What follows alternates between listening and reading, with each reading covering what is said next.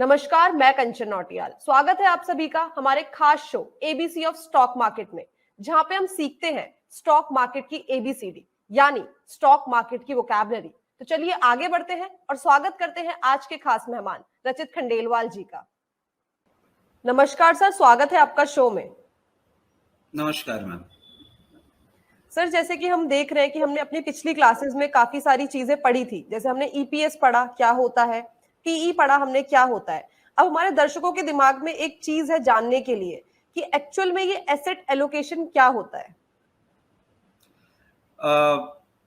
देखिए मैम, बहुत ही अच्छा सवाल है और दर्शक अगर इसके बारे में जानना चाह रहे हैं तो उनको जागरूक करना हमारा काम है।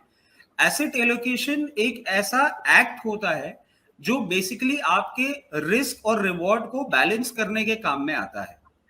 अब ऐसे समझें कि आप जब भी कोई इन्वेस्टमेंट इनिशिएट करते हैं, चाहे स्टॉक मार्केट में करें, चाहे म्यूचुअल फंड में करें या कोई भी और इन्वेस्टमेंट इंस्ट्रूमेंट में करें, तो कितना आपका रिस्क है और उसमें कितना आपको रिवॉर्ड मिलता है। इन द सेंस कितना आपको पैसे लॉस लगने की कंडीशन है और कितना आप प्रॉफिट गेन कर सकते हैं, इसका एक बैलेंसिंग एक्ट होता है जिसको हम एसेट एलोकेशन बोलते हैं। अब इसको और अगर हम समझें तो ऐसे समझा जाए कि हर एक इन्वेस्टर की अलग अलग रिक्वायरमेंट्स होती हैं जिनके हिसाब से वो इन्वेस्टमेंट करते हैं। आप ऐसे समझें कि एक वो इंसान है जो आज के टाइम में अपनी जॉब चालू कर रहे हैं और जिनकी एज ग्रुप है, आप मान लीजिए 24, 25 या 30 तक हैं, वो अगर कोई इन्वेस्टमेंट इनिशिएट करते हैं तो उनके पास एक अच्छा टाइम स्पैन है जिसमें वो लाइफ में इन्वेस्टमेंट करके और आगे अपने इन्वेस्टमेंट से बेनिफिट रीप कर सकते हैं। सिमिलरली अगर कोई ऐसे एज कैटेगरी के इन्वेस्टर हैं जिनकी एज ग्रुप है, आप मान लीजिए 45 से 50, तो उनकी अर्निंग एज और उनका जो इन्वेस्टमेंट टाइम होराइजन है वो बदल जाता है, तो उस हिसाब से उनका प्रोडक्ट बदल जाता है। और एक एज कैटेगरी हो गई जिसमें आप मान लीजिए 60-65 की एज कैटेगरी, वो एज कैटेगरी में बहुत सारे ऐसे लोग होते हैं जो अपने रिटायरमेंट को अप्रोच कर चुके होते हैं, तो उनका इन्वेस्टमेंट की जो रिक्वायरमेंट है वो अलग हो जाती है। अब मैं आपने इसको थोड़ा सा ब्रीफ दे देता हूं। ये जो मैंने आपको 3 एज कैटेगरी बोली, इसमें क्या क्या डिफरेंस है कि जो यंग एज है उसके पास टाइम होराइजन ज्यादा होता है और टाइम होराइजन के साथ साथ ही उनके पास जो रिस्क टेकिंग एपेटाइट होती है वो थोड़ी सी ज्यादा होती है, क्योंकि जो भी वो इन्वेस्टमेंट कर रहे हैं अगर वो लंबे समय के लिए कर रहे हैं तो मार्केट की या उनके पर्टिकुलर एसेट की उतार चढ़ाव से उनका डायरेक्टली कोई प्रॉब्लम हाथ के हाथ क्रिएट होता हुआ नहीं दिखता। और जैसे कि हमने देखा है कि लॉन्ग टर्म में अगर इक्विटी इन्वेस्टमेंट किया जाए तो वो अच्छा रिटर्न छोड़ता है। तो जैसे वो जो एज कैटेगरी हो गई उसमें हम रिस्क टेकिंग एपेटाइट अपनी थोड़ी सी ज्यादा रखते हैं क्योंकि हमारे पास टाइम हमारे फेवर में होता है। तो ऐसे एज कैटेगरी में यूजुअली क्या है, लोग इक्विटी में इन्वेस्टमेंट करते हैं, लॉन्ग टर्म इन्वेस्टमेंट करते हैं। सिमिलरली उनका जो गोल्स होते हैं लाइफ के वो थोड़े दूर होते हैं। जैसे आप मान लीजिए कि रिटायरमेंट प्लानिंग कर रहे हैं और आप 25 to 30 की एज में हैं, तो you have decent 30-35 years in your hand जब तक आप अपना रिटायरमेंट कॉर्पस क्रिएट कर सकते हैं। सिमिलरली अगर आपके अभी कोई जैसे मान लीजिए शादी हुई और आपके बच्चे हुए हैं और बच्चे अभी हुए हैं और आप इन्वेस्टमेंट कर रहे हैं, तो यूजुअली हम इन्वेस्टमेंट कितने टाइम के लिए मान के चलते हैं कि 18 साल 20 साल के लिए करेंगे। वेरिन हम इन्वेस्टमेंट क्यों करेंगे? उनके हायर एजुकेशन के लिए या उनके एजुकेशन के बाद अगर उनको कोई आगे बिजनेस सेटअप करना हो, ऐसे कोई फंड की रिक्वायरमेंट हो, या आज भी हम शादियों के लिए भी बहुत ज्यादा उस तरीके से इन्वेस्टमेंट करके चलते हैं। तो जितना टाइम होराइजन हमारे पास होता है, जितना टाइम हमारे पास होता है, उतना ही हम रिस्क टेकिंग एपेटाइट बढ़ा लेते हैं। तो रिस्क आपका बढ़ा, उसी हिसाब से आपके रिवॉर्ड भी बढ़ते हैं। तो ये रिस्क और रिवॉर्ड के बीच का जो एक पर्टिकुलर बैलेंस एक्ट है वो एसेट एलोकेशन से होता है। अब हम आते हैं दूसरी एज कैटेगरी, जिस एज कैटेगरी में आप मान लीजिए जो अभी 45-50 वाली एज कैटेगरी है। अब अगर वो इस टाइम पे अपनी रिटायरमेंट प्लानिंग कर रहे हैं तो उनका रिस्क टेकिंग एपेटाइट रिलेटिवली थोड़ा कम होगा क्योंकि उनके पास टाइम होराइजन भी थोड़ा कम बचा है।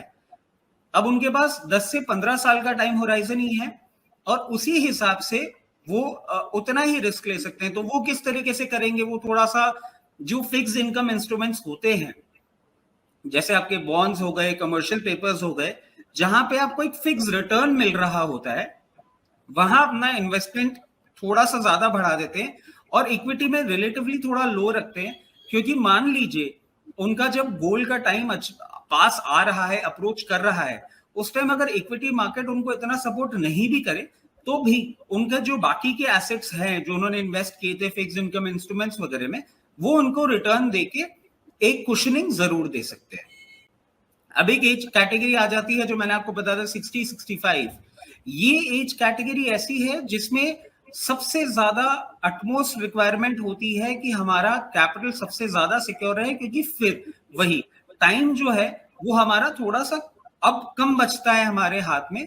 तो हम यूजुअली क्या करते हैं, हम इसको बहुत ही ज्यादा सिक्योर्ड पोजीशन पे लेके चले जाते हैं और मेजॉरिटी इन्वेस्टमेंट जो है वो फिक्स इनकम में हो जाता है और बहुत कम पोर्शन हम जो है वो इक्विटी में इन्वेस्टमेंट करके चलते हैं, जिससे अगर कल को कुछ ऊपर नीचे हो भी तो पोस्ट रिटायरमेंट जो हमारी लाइफ की रिक्वायरमेंट्स हैं उसमें बिल्कुल भी हिंड्रेंस ना आए।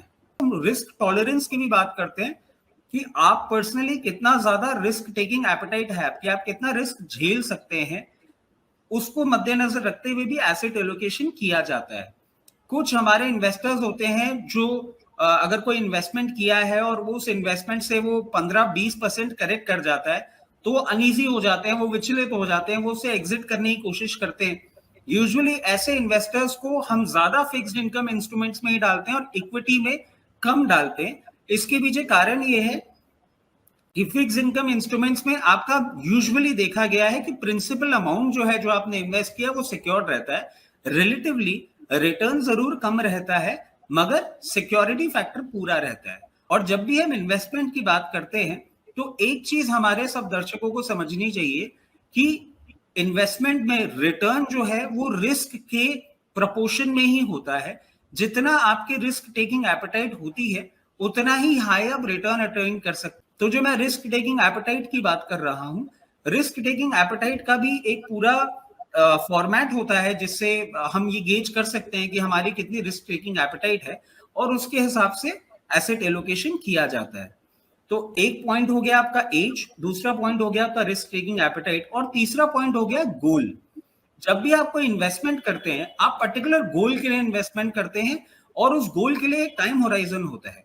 जैसे मान लीजिए आज मैं आपकी बात करूं तो हो सकता है कि आपके लिए अभी गोल हो एक गाड़ी खरीदना। उस गाड़ी के लिए अगर आप इन्वेस्टमेंट कर रहे हैं तो आप बहुत छोटे समय के लिए कर रहे हैं और उस छोटे समय में कितना आपको फिक्स इनकम से मिल सकता है, कितना आप इक्विटी लीवरेज लेंगे और कब तक आपको गाड़ी लेनी है, कितने की गाड़ी लेनी है और कितना आप पैसा डाल सकते हैं। ये सारा कैलकुलेशन करने के बाद ही हम समझ सकते हैं कि आपके पर्टिकुलर गोल के लिए किस तरीके का एसेट एलोकेशन करना चाहिए। सर, इससे हम समझ सकते हैं कि अगर हम एक लाइन डिराइव करें कि अगर हमें अपना इन्वेस्टमेंट पोर्टफोलियो को बैलेंस करना है तो उसमें एसेट एलोकेशन अपनी बहुत बड़ी भूमिका निभाता है, राइट? बिल्कुल। इससे आप ऐसे समझें कि आप एसेट एलोकेशन को घर की वो नींव मान लें जिसके ऊपर आप घर बना रहे हैं। तो बजाय इसके कि घर बनाने के लिए हम दीवारों की और आर्किटेक्चर की बातें करने लग जाएं, अगर हम नींव पे पहले फोकस करें और एक स्ट्रॉन्ग नींव बना के चलेंगे तो हमारे घर की स्ट्रेंथ भी उसी पे बहुत अच्छी बन जाएगी। जी, जैसे कभी भी घर बनाने के लिए उसकी नींव बहुत ज्यादा जरूरी होती है। अगर नींव मजबूत है तो इसका मतलब आप मान के चल सकते हैं कि आपका जो घर है वो भी काफी ज्यादा मजबूत है। उसी से हमने समझा कि एसेट एलोकेशन कितना ज्यादा महत्वपूर्णता रखता है अपनी इस जगह पे, कि अगर हम उसे सही तरीके से इस्तेमाल करेंगे तो वो आपके बहुत अच्छे तरीके से काम आएगा। आपका जो इन्वेस्टमेंट पोर्टफोलियो है वो एकदम बराबरी में चलेगा और आपको कोई भी परेशानी देखनी नहीं पड़ेगी। बहुत शुक्रिया सर हमें और हमारे दर्शकों को समझाने के लिए कि आखिर में ये एसेट एलोकेशन होता क्या है और इन्वेस्टमेंट से पहले एसेट एलोकेशन किस तरीके से करना चाहिए। बहुत शुक्रिया सर। तो ये थे रचित खंडेलवाल जी जिन्होंने हमें समझाया कि आखिर में एसेट एलोकेशन होता क्या है। ऐसे ही अलग अलग अपडेट के लिए जुड़े रहिए हमारे show ABC of stock market के साथ। धन्यवाद।